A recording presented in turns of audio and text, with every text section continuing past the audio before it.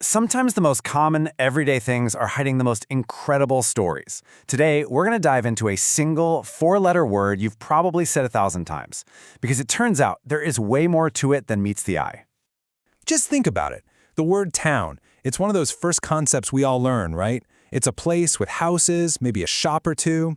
It just feels so fundamental, like one of the basic building blocks we use to describe our world. Town. So simple, so solid, and we all know exactly what it means. But what if I told you that this very ordinary word was actually hand-picked to be part of a very special, very exclusive club? A club designed to unlock the secrets of language itself. And that really gets to the heart of it. What if this humble word we take for granted is in fact one of the most powerful and important words in the entire English language? Yeah, see, as we're about to find out, town isn't just, another word.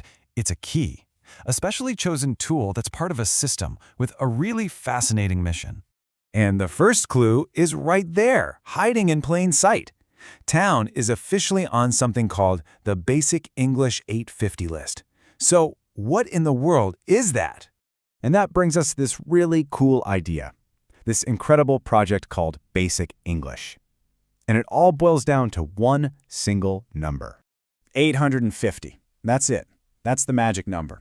And it represents a pretty radical idea about how we can all communicate better. So the idea was actually kind of revolutionary. What if you could create a mini version of English? A toolbox with just 850 essential words that were so powerful and so versatile, you could express almost any idea with them. It's like English, but boiled down to its most powerful, functional core. So you have to wonder, right? Out of the hundreds of thousands of words in English, why did town make the final cut? What makes it so special that it gets to be one of these 850 essential building blocks? All right, let's get into it. Because when you break down why town made the list, you start to see the real genius behind this whole basic English system. Okay, so just look at the definition here. A small city. It's not fancy, it's not poetic, it is direct, and pretty much everyone on the planet can understand it instantly. That kind of crystal clarity, that's priority number one for basic English. And this comparison just nails the point. You could say municipality, right? But town does the exact same job with way less baggage. It's the simple, effective tool for the job.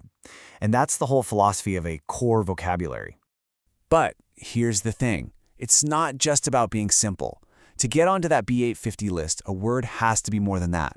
It has to be incredibly flexible. It needs to be a real building block you can use in a ton of different ways.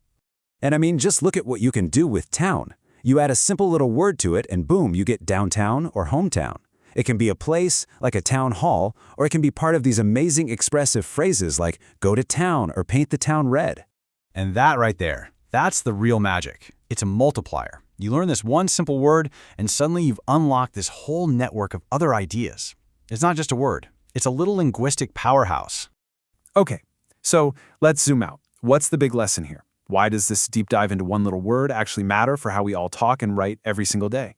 Well, it shows that being a great communicator doesn't always come from having the biggest vocabulary. It comes from truly mastering the most essential words. That foundation, that's everything. And that's such a powerful idea to remember, isn't it? All the complex, amazing things we talk about are built on a foundation of simplicity.